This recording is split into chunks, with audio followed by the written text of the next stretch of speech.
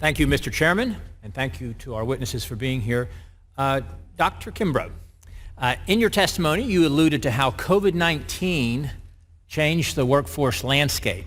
Can you elaborate a little bit on that? Yes, thank you so much, Congressman Good.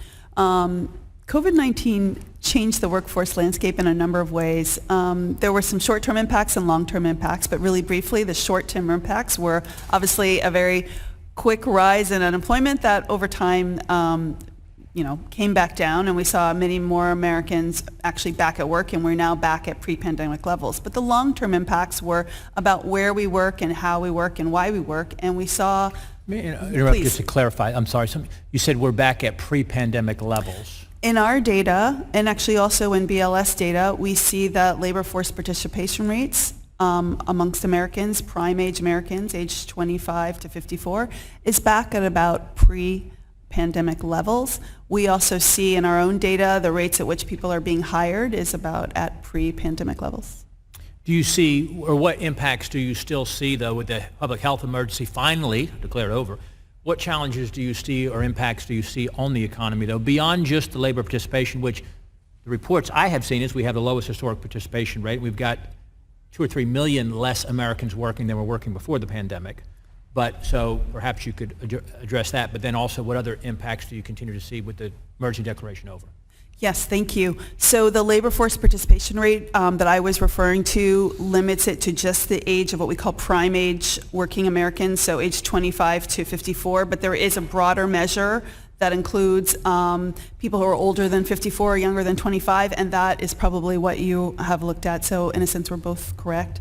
You asked the question about, other additional impacts. Yes, absolutely. So other additional impacts that we're seeing is just that the pace of change is accelerating since COVID. People have transitioned to lots of online work. There's online marketing specialists. It's a role that sort of has always been around, but is now one of our top roles. It's on the platform. We saw a lot more trucking roles, for example, because there's so much more online shopping happening that people need these warehouses and storage centers and have the goods delivered to their home. So there's a lot of roles that are changing as a result of COVID. It's changing the job market in small and large ways.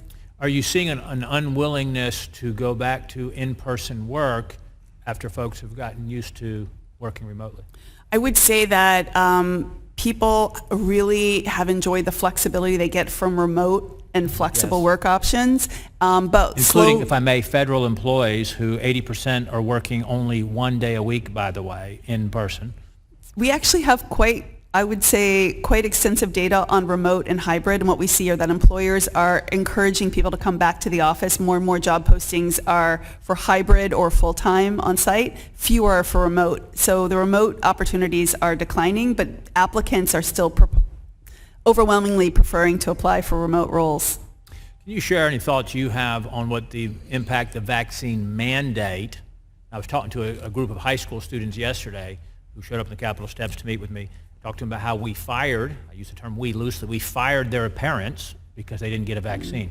Can you talk about what you've seen the impact the vaccine mandate had on businesses?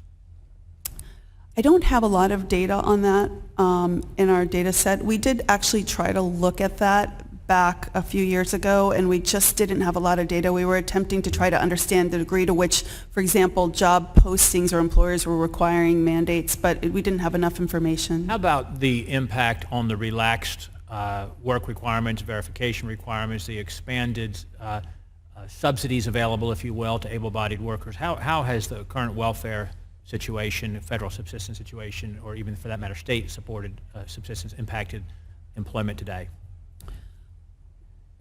What the economic data, and this is not LinkedIn data now, this would just be the economic data that I look at as an economist, seems to suggest is that there was a point at which Americans largely had a lot of excess savings, and that allowed them to consume more, shop more. It put pressure on the supply chains that were at the same time being constrained.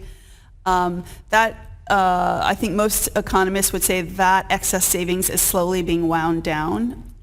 If I may, you've got the 20% loss in retirement accounts, the depleted savings because of folks not working, combined with the massive 40-year high inflation, and then the interest rates, which are particularly crushing Americans' ability to buy homes, grocery prices, utility prices, gas prices, housing prices, crushing the American people, all related to the policies of this administration.